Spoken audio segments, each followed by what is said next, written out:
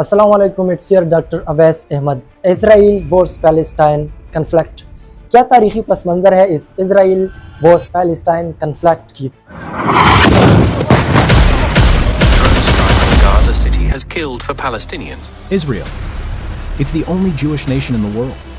Is the Israeli-Palestinian conflict and what does Hamas want? 19वीं century से लेकर 2025 तक कितना उतार चढ़ाव आया है इस इशू में। 19वीं सेंचुरी से लेकर आज तक कितने वार्स हुए हैं इजराइल और पैलेस्टाइन के दरमियान। Ordered a complete siege on the Gaza Strip. There will be no electricity, no food, no fuel, everything is closed. Prime Minister's office has released a statement on the resumption of the strikes in Gaza. Israel एक छोटी सी country है जो कि waste Asia में वाक़ है। Israel के waste में मेडिटेरियन सी है, इसके साउथ में इजिप्ट है, जॉर्डन और सीरिया इसके ईस्ट में आते हैं, लेबनान इसके नॉर्थ में आता है। इजराइल ये दुनिया के सरफेस पे वाहिद जीविश स्टेट है, यानी ये यहूदियों का वाहिद जो स्टेट है on the surface of earth वो है इजराइल। और पैलेस्टाइन 56 इस्लामी ममालिक में से एक स्टेट है। ये इजराइल और पैलेस्टाइन का रीजन ना सिर्फ यहूदियों और मुसलमानों के लिए अहम है बल्कि क्रिश्चियंस के लिए भी यहाँ पे मुक़द्दस मकामात हैं। इजराइल वर्स पैलेस्टाइन कन्फ्लिक्ट को समझने के लिए 3 सदियाँ पीछे जाते हैं। 1570 से लेकर 1970 तक इस वेस्ट एशिया पे जहाँ पे आज का पैलेस्टाइन और इजराइल वाक़ है, यहाँ पे ऑटोमन एम्पायर यानी सुल्तनत ओस्मानिया राज करते थे। And the Ottomans, who called the region Palestine. The empire is 617 years old at this point and is on the brink of collapse. यहाँ पे 19वीं सेंचुरी में 87% मुसलमान आबाद थे, 10% यहाँ पे ईसाई थे और जस्ट 3% यहाँ पे यहूदी थे। लेकिन हैरानी वाली बात यह है कि सारे लोग एक दूसरे के साथ पुरअमन तरीके से रहते थे।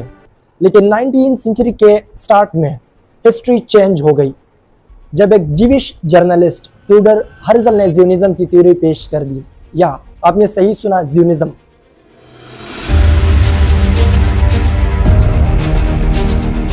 ज़ियोनिज़्म की थ्योरी के मुताबिक या ज़ियोनिज़्म के आइडिया के मुताबिक यहूदी एक अलग कौम है, ये अपनी एक पहचान रखते हैं और यहूदियों को ये हक हासिल है कि वो पैलेस्टाइन में अपने लिए एक होमलैंड बनाए। ये टाइम था पहले जंग अजीम का। ब्रिटिश गवर्नमेंट अपने सपोर्ट के लिए यहूदियों को खींचने की कोशिश करते हैं। वो यहूदियों को कहते हैं कि हमने आप लोगों को एक जीविश स्टेट देनी है पैलेस्टाइन में। उसके लिए वो बेलफोर डिक्लेरेशन की अनाउंसमेंट करते हैं। बेलफोर डिक्लेरेशन के मुताबिक अगर यहूदी ब्रिटिश गवर्नमेंट को इस जंग अजीम में सपोर्ट करेंगे तो उनको पैलेस्टाइन के लैंड में अपना एक जीविश स्टेट मिलेगा।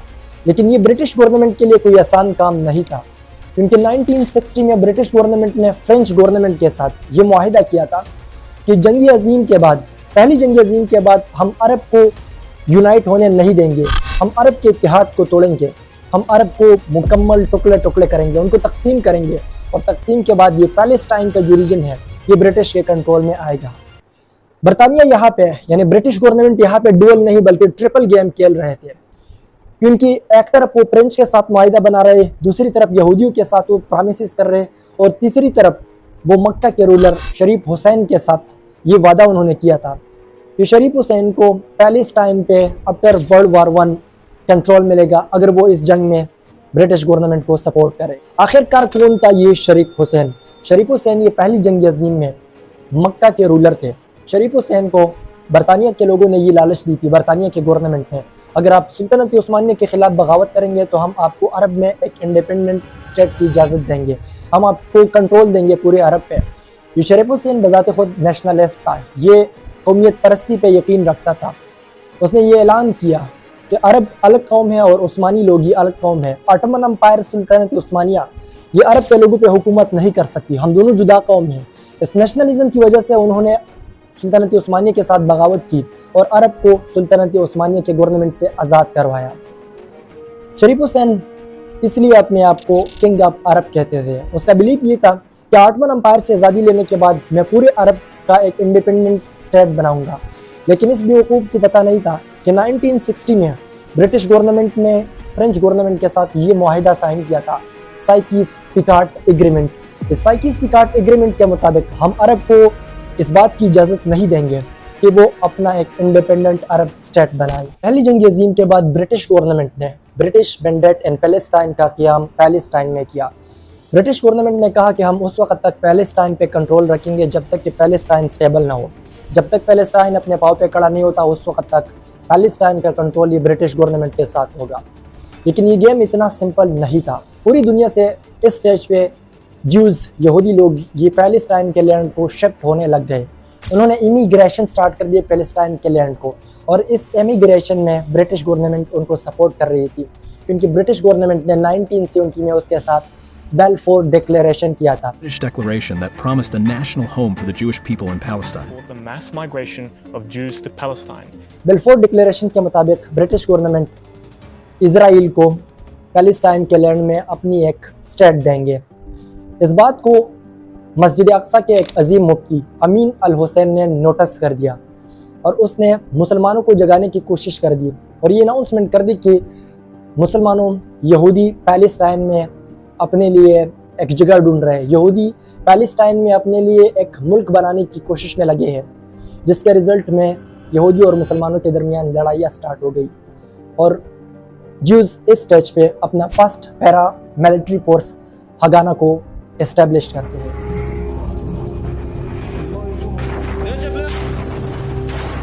(1930s) में सीरिया के शेख अल कासम यहूदी को रोकने के लिए पैलेस्टाइन आते हैं, लेकिन 1935 में ब्रिटिश गवर्नमेंट उनको शहीद कर देती है। इस इंसिडेंट के एक साल बाद 1936 में अरब के लोगों ने स्ट्राइक स्टार्ट कर दिया और ब्रिटिश गवर्नमेंट के प्रोडक्ट्स की बाइकाट स्टार्ट कर दी। इस स्ट्राइक को जुल्म और तशद्दुद के साथ ब्रिटिश गवर्नमेंट ने सप्रेस करने की कोशिश की। इस स्ट्राइक और बाइकाट को ब्रिटिश गवर्नमेंट ने बहुत जबर और तशद्दुद के साथ ख़त्म कर दिया और तकरीबन आबादी के 10% अरब को या तो शहीद कर दिया गया या उनको कैदी बनाया गया। Israel has responded by killing hundreds of people in Gaza.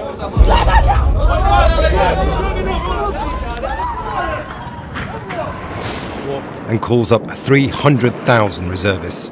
कुछ सालों बाद यहूदी और ब्रिटिश गवर्नमेंट के आपस में इख्तिलाफात बढ़ गए और ब्रिटिश गवर्नमेंट ने यहूदियों को साफ कह दिया कि हम आपको पैलेस्टाइन में अपना एक इंडिपेंडेंट स्टेट नहीं देंगे। लेकिन यहूदी रुकने वाले नहीं थे। उन्होंने 1944 में ब्रिटिश गवर्नमेंट के ख़िलाफ़ मिलिट्री ऑपरेशंस स्टार्ट कर दिया और ब्रिटिश गवर्नमेंट को इस बात पे मजबूर करने लगे कि वो पैलेस्टाइन में इज़राइल को अपना एक independent state they. In para military style operation के 3 साल बाद 29 नवंबर 1947 को यूनाइटेड नेशन की जनरल असेंबली इस स्टेट को 3 स्टेट में डिवाइड करने की अनाउंसमेंट करते हैं। UN proposed this ridiculous proposal again, where Palestine will be partitioned into a Jewish and Arab state. In 1947, after the war was over, the United Nations decided to partition Palestine into 2 countries, the Jewish state of Israel and the Arab state of Palestine. उन्होंने Israel और Palestine को reason में 3 state में तकसीम कर दिया। एक अरब state होगा, दूसरा जीविश स्टेट होगा और तीसरा जेरूसलम होगा। इनकी इस बात की अरब स्टेट वालों ने मुखालिफत की, लेकिन यहूदियों ने इनकी इस बात को एक्सेप्ट कर लिया। उन्होंने अपनी जीविश स्टेट को एक्सेप्ट कर दिया, लेकिन ज्यूज़ बड़े चालाक लोग हैं, वो प्लान नहीं प्लान करते हैं। उन्होंने आपस में प्लान बनाया कि चलो आज ही इसको एक्सेप्ट करते हैं, लेकिन हम रखने वाले नहीं हैं, हम अपने बॉर्डर्स को मज़ीद एक्सटेंड करेंगे। नेक्स्ट डे पे ही अरब स्टेट और जीविश स्टेट के दरमियान लड़ाइयाँ स्टार्ट होती है। तकरीबन 4 मंथ तक इनके दरमियान वार चलता रहा। इन लड़ाइयों में इजराइल ने मेनली डिफेंसिव स्ट्रेटजी अपनाई और जंग ख़त्म होने के बाद मज़ीद इलाके भी इजराइल के कंट्रोल में आ गए। 14 मई 1948 को स्टेट ऑफ इजराइल की अनाउंसमेंट की जाती है। May 14, 1948, the State of Israel was established, with David Ben-Gurion as its prime minister. State of Israel की अनाउंसमेंट करने के बाद अरब इजराइल वॉर स्टार्ट हो जाता है। ये तकरीबन 6 दिन का वार था अरब के दरमियान और इजराइल के दरमियान। इस जंग में तकरीबन 15,000 कैजुअल्टीज़ हुई और 75,000 पैलेस्टाइन लोगों को उनके जगहों से निकाला गया।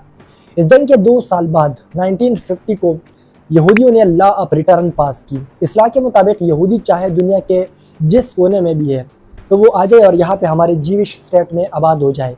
इस लॉ ऑफ रिटर्न के मुताबिक यहूदियों को यहाँ पे वोट का हक हासिल होगा, चाहे वो दुनिया के जिस कोने में भी हो, चाहे वो इससे पहले यहाँ पे रहते थे या नहीं। 1967 में अरब और इजराइल के दरमियान दूसरा वार स्टार्ट हो गया। ये वार तकरीबन 6 डेज़ के लिए था। इस वार के रिज़ल्ट में इज़राइल वालों ने वेस्ट बैंक पे कब्ज़ा कर दिया, जेरूसलम पे भी कब्ज़ा कर दिया, गाज़ा स्ट्रिप, इजिप्टियन सीना, गोलान हाइट्स और 2 जजीरे जो कि गल्फ ऑफ अकाबा के थे, वहाँ पे इज़राइल ने कब्ज़ा कर दिया। 6 अक्टूबर 1973 को यौम किपुर के दिन पे, यौम किपुर जो कि यहूदियों के लिए एक मुक़द्दस दिन है, उस दिन पे अरब फोर्सेस इज़राइल पे एक सरप्राइज़ अटैक करते हैं।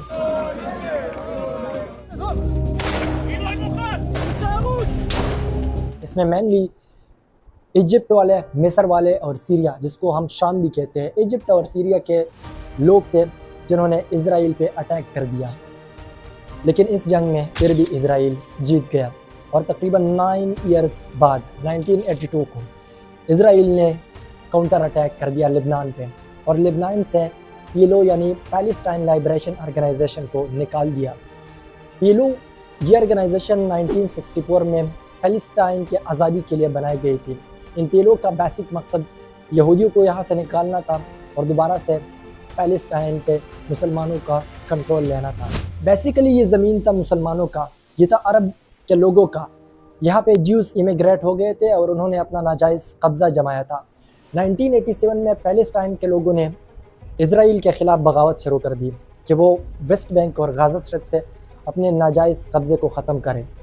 इस बगावत को रोकने के लिए इज़राइल वाले हर हद तक गए। उन्होंने मुसलमानों पे बहुत ज़्यादा जुल्म कर दिया। ये तकरीबन 6 साल तक ये जुल्म जारी रहा। 1993 में प्राइम मिनिस्टर ऑफ इज़राइल और पीएलओ के लीडर यासिर अराफात के दोनों ने अस्लो पीस अकॉर्ड पे साइन कर दिया कि इसके बाद हमने एक दूसरे के साथ अमन के साथ ही रहना है। 1997 में इज़राइल वालों ने वेस्ट बैंक से अपने सारे ट्रूप्स निकाले और वेस्ट बैंक से अपना कब्ज़ा ख़त्म कर दिया। लेकिन 2000 में पैलेस्टाइन अरब ने दोबारा बगावत स्टार्ट कर दी और 5 साल बाद, तकरीबन 5 साल बाद इज़राइल वालों ने गाज़ा स्ट्रिप को भी छोड़ने का फैसला कर दिया। लेकिन 2006 में हमास का दौर स्टार्ट होता है। 2006 में पैलेस्टाइन पार्लियामेंट्री इलेक्शन होता है और पैलेस्टाइन पार्लियामेंट्री इलेक्शन में हमास वाले 44% से इस इलेक्शन को जीत जाते हैं। There ever was a road to peace, it now seems firmly blocked. Julian Mannion, ITV News, Ramallah. Election जीतने के बाद इज़राइल वाले पैलेस्टाइन के सामने अपने कुछ शराइत रखते हैं, जिसमें से एक शर्त ये भी था कि पैलेस्टाइन वालों को इज़राइल की वजूद को तस्लीम करना होगा। लेकिन इस एक शर्त को क्या हमास वाले इज़राइल के सारे शराइत को रिजेक्ट करते हैं और 2007 में सिर्फ 1 साल बाद गाज़ा पे अपना फुल कंट्रोल कर लेते हैं। 2007 के बाद इज़राइल वाले 2008 में गाज़ा स्ट्रिप पे अपना मिलिट्री ऑपरेशन करते हैं और हज़ारों लोगों को शहीद कर देते हैं, हज़ारों लोगों को बेघर कर देते हैं और बिलियन डॉलर्स की प्रॉपर्टी को नुकसान पहुंचाते हैं।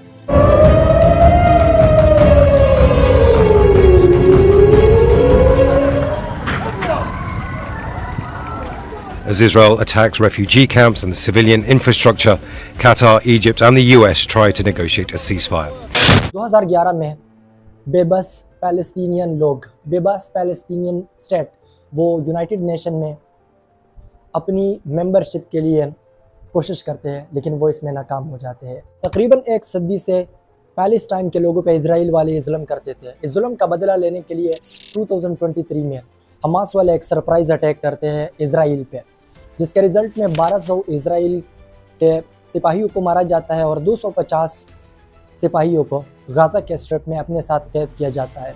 लेकिन काउंटर अटैक बहुत ज़्यादा ख़तरनाक था। काउंटर अटैक में इज़राइल वालों ने पैलेस्टाइन के हज़ारों लोगों को मारा, हज़ारों लोगों को बेघर कर दिया और रिपोर्ट्स के मुताबिक तकरीबन 2 मिलियन यानी 20 लाख लोगों को पैलेस्टाइन के अपने ही ज़मीन से डिस्प्लेस किया गया। करंट सिचुएशन ये है कि हमास वाले गाज़ा स्ट्रिप पे अपनी रूलिंग करते हैं, यानी गाज़ा स्ट्रिप ही हमास के कब्ज़े में है, वेस्ट बैंक ये इज़राइल के कब्ज़े में है। इज़राइल ये दावा करता है कि सारा जेरूसलम ये हमारा कैपिटल है, इस पर हमारा हक बनता है, लेकिन पैलेस्टाइन वाले कहते हैं कि जो ईस्ट वाला पार्ट है जेरूसलम का ये हमारा हक है, ये मुक़द्दस मकामात है, मस्जिद अक़सा वाला ये पैलेस्टाइन का हक है।